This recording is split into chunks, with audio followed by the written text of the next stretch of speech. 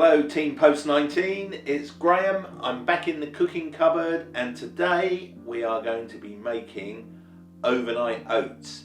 Now that might not sound very appetizing, but trust me, this is like having pudding for breakfast. So here's our ingredients, and the main one is rolled oats, yogurt, bit of milk, and for your fillings some fresh fruit. I've got strawberries here and some raspberries. I'm just chopping them up into small bite-sized pieces.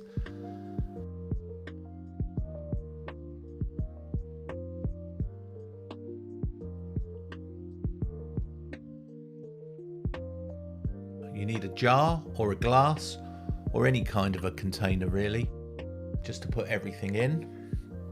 So there we go, that's 50 grams of rolled oats or porridge oats.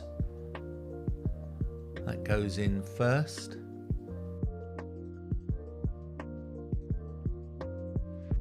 Then you put milk in, 100 milliliters.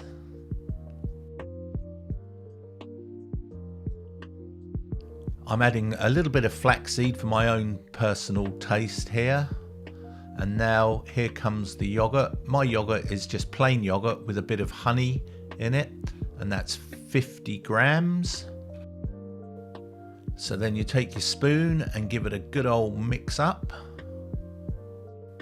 And then I'm adding in my strawberries and my raspberries and just gently stir it because you don't want to crush them up and squidge them.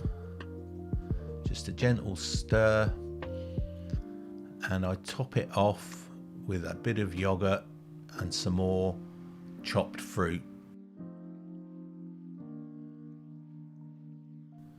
So now I'm just going to put the lid on, and what we do with this is we pop it in the fridge for a minimum of 4 hours, preferably overnight.